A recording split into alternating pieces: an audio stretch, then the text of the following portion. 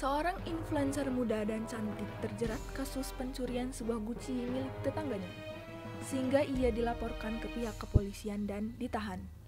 Beritanya pun menyebar luas di media sosial dan menjadi viral, tetapi pihak kepolisian merasa janggal atas kasus ini.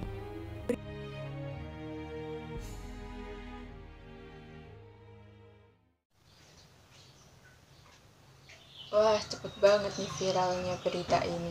Tapi wajar sih, cantik, tapi kok malah nyuri. Halo, selamat siang.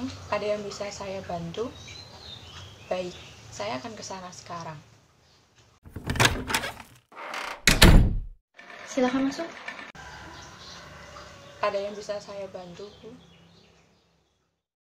Saya ingin membahas mengenai kasus si A yang mencuri Gucci. Bukankah Anda ikut menangani kasus ini? Iya, betul Bu. Saya menangani kasus tersebut. Dari info yang saya dapat, benarkah si A beberapa kali melakukan pencurian? Menurut keterangan beberapa saksi memang begitu, Bu. Sampai sekarang ia terus mencuri barang. Bahkan ia melakukan pencurian pada barang yang tidak mempunyai harga sekalipun. Tetapi karena sudah meresahkan, maka pelapor memutuskan untuk melaporkannya ke pihak berwajib. Kok saya merasa ada yang aneh ya? Bukankah dia itu influencer dan cukup kaya kan? Betul Bu, apakah mungkin jika pelaku memiliki gangguan kejiwaan? Jangan bicara sembarangan, kita nggak boleh menghakimi orang seperti itu. Mohon maaf sebelumnya Bu, tapi menurut saya perilakunya menunjukkan kalau adanya gangguan kejiwaan padanya. Saran saya bagaimana kalau kita bertanya pada ahlinya? Ya, yang kamu katakan benar juga. Selagi kasus ini belum menempuh persidangan, ada baiknya kita cek kejiwaannya dulu. Baik Bu. Baik, kalau begitu nanti sore saya coba hubungi psikolog untuk mengonsultasikan masalah ini. Selamat sore Bu, apa ada yang bisa saya bantu? Sore Bu, jadi begini, saya ingin membahas mengenai kasus pencurian yang dilakukan seorang influencer 2 hari yang lalu Bu. Iya, si influencer itu ya. Ya, saya juga tahu kok, karena memang kasus ini cepat sekali, bahkan sampai viral di media sosial. Lalu bagaimana ya, Bu? Iya betul Bu, saya juga merasa aneh sama si A. Menurut keterangan dari tim saya ketika ditanya, alasan mencuri nggak jelas gitu. Terus dari keterangan beberapa saksi juga, dia tuh sering mencuri dan barang yang dicuri juga bukan barang yang bernilai tinggi, melainkan sebaliknya. Apakah dia mungkin terkena gangguan jiwa gitu Bu?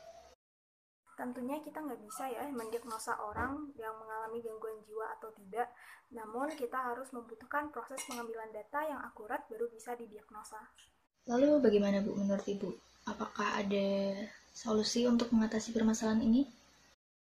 Jika memang itu penting dan dibutuhkan untuk keperluan hukum, mungkin kita bisa mengecek kondisi kejiwaan si influencer ini, Bu. Iya Bu, menurut saya tes ini sangat cocok untuk menentukan pemberian sanksi bagi si influencer ini. Baik, tapi sebelum melakukan asesmen dan observasi, saya membutuhkan persetujuan dari berbagai pihak, baik dari kepolisian, pihak keluarga, serta pihak influencernya sendiri untuk memenuhi kode etik dalam profesi saya ini. Iya Bu, kami paham. Kami akan membantu juga untuk meminta persetujuan dari berbagai pihak. Terima kasih banyak Bu atas bantuannya. Selain itu, saya juga mungkin memerlukan beberapa data dari influencer ini ya untuk saya analisis terlebih dahulu agar saya dapat menentukan metode asesmen yang tepat dan akurat. Baik Bu, nanti saya akan coba hubungi beberapa tim saya untuk membantu Ibu mengumpulkan data tersebut.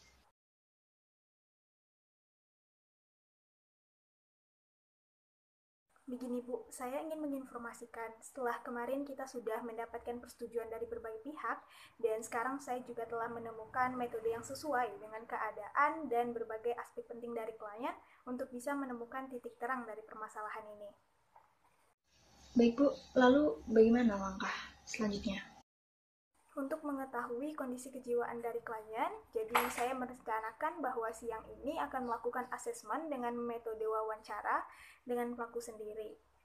Oh, baik. Nanti saya akan mengkoordinasi tim saya untuk membantu Ibu. Selamat siang, Mbak. Enggak kok, di sini nggak disuruh ngapa-ngapain, tenang aja, santai aja.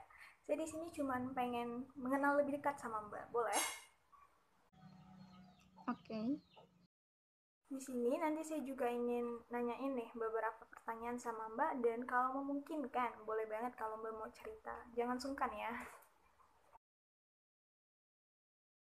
Berkaitan dengan pertanyaan yang akan saya tanyakan, sebisa mungkin untuk dijawab sejujur-jujurnya ya Mbak. Oke, kalau begitu, kalau boleh saya tahu, sekarang umurnya berapa ya Mbak?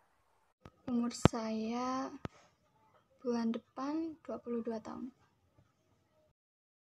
Sekarang tinggalnya di rumah sama siapa? Saya tinggal berlima. Ada ayah, mama, adik, sama nenek. Maaf sebelumnya, saya ingin bertanya, apa keluarga Mbak ini bisa dibilang hidup dengan harmonis? Harmonis kok. Biasa aja, nggak ada masalah apa-apa. Berkaitan dengan kasus ini, apa alasan Mbak mengambil barang milik orang lain? Ya saya nggak tahu. Saya tuh benar-benar nggak tahu kenapa saya bisa ngambil barang orang lain. Apa ada alasan atau motif tertentu kamu melakukan hal itu? Enggak. Saya nggak ada dendam. Saya nggak ada marah. Saya cuma nggak bisa nahan diri saya buat nyuri itu. Udah, itu aja alasannya. Maaf, boleh dijelasin nggak gimana sih perasaan kamu waktu melakukan tindakan itu?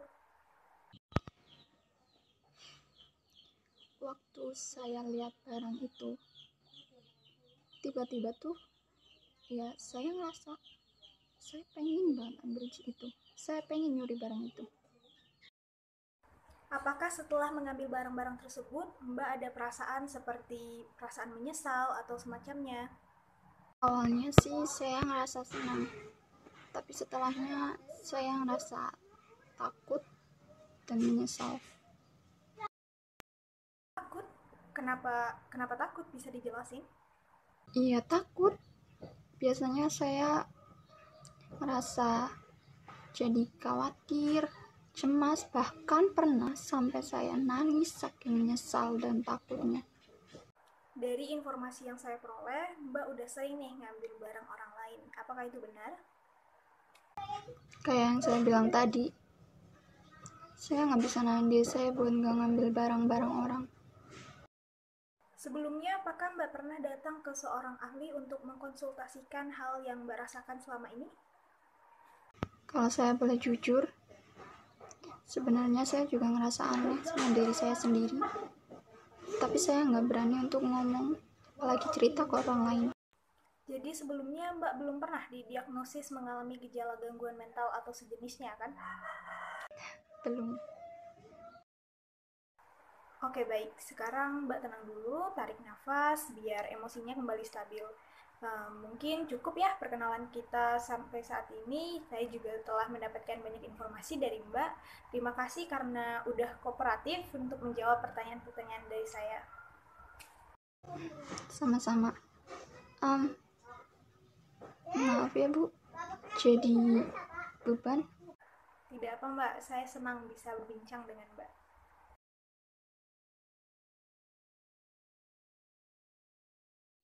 Jadi bagaimana Bu hasilnya? Adakah yang bermasalah? Jadi begini Bu, berdasarkan data yang saya dapatkan melalui asesmen yang dilakukan beberapa hari lalu, saya mencocokkannya dengan data pribadi si Pamela ini dan juga beberapa keterangan dari pihak keluarganya. Jadi saya mendiagnosa bahwa Pamela ini memiliki gejala-gejala yang mengacu pada suatu gangguan mental yang disebut kleptomania. Saya juga sudah mengonfirmasi ini kepada pihak keluarga. Kleptomania?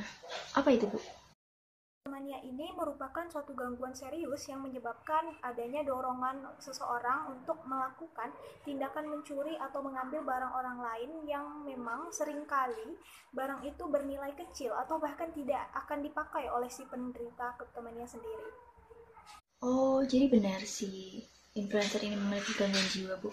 Lalu apa penyebabnya? Bisa dikatakan seperti itu.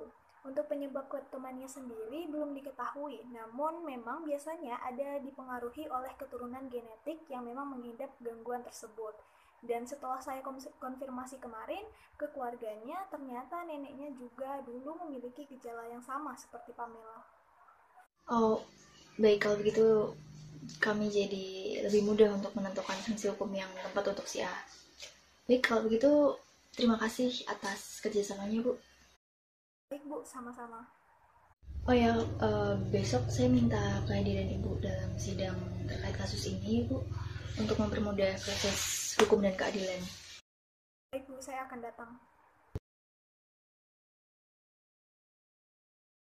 Karena sidang sudah berjalan dengan lancar dan saya sudah diizinkan untuk mengonfirmasi kepada publik, maka saya akan menginformasi bahwa memang betul saudari Pamela mengalami gangguan yang dinamakan kleptomania.